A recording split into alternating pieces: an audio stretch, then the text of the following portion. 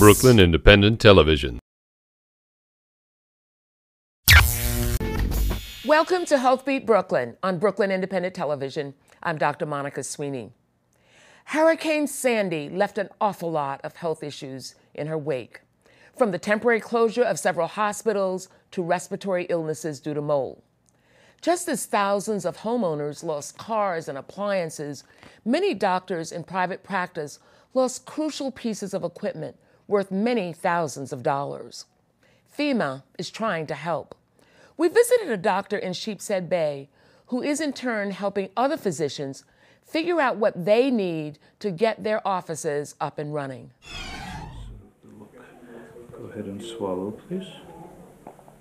I'm in the heart of Russian-speaking community in Brooklyn on Voorhees Avenue and 18th Street. Unfortunately, also in the path of a very unpleasant hurricane we've had of late.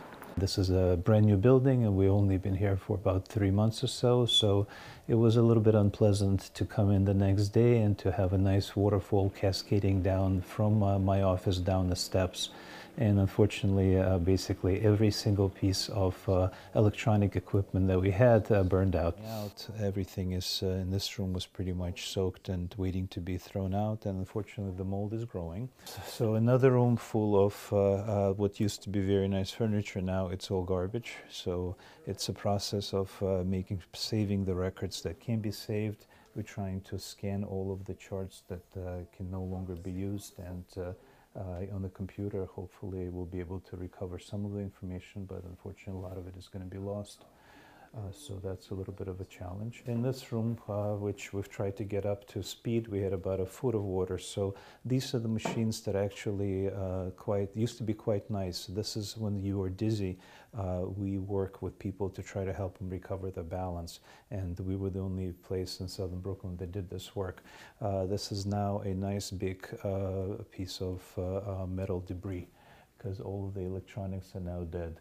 It seemed a real shame that in the neighborhood that was so devastated, the FEMA and Small Business Administration did not provide grants or something tangible to really get back to operations. What FEMA is doing is actually, instead of doing work of the government that tends to be very slow, they're doing coordinating. They're putting us together with foundations, and thus everything can happen very quickly.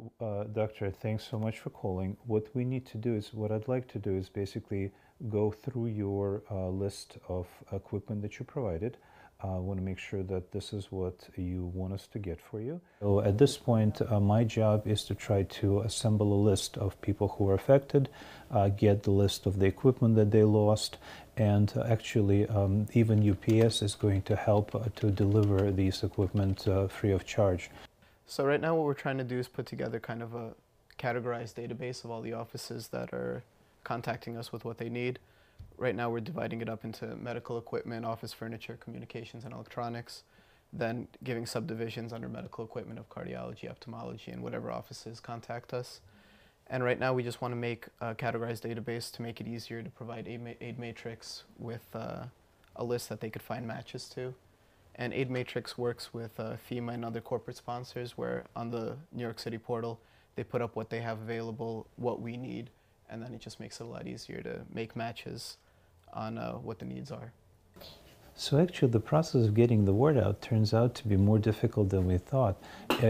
We actually want to try to reach the people who are the most affected. So if you had an office, you're going to be totally flooded out. You have no phones, you have no faxes, so that's been actually the most challenging thing over the past few weeks. So we're relying on social media, relying on public officials to try to get the word out through their sources.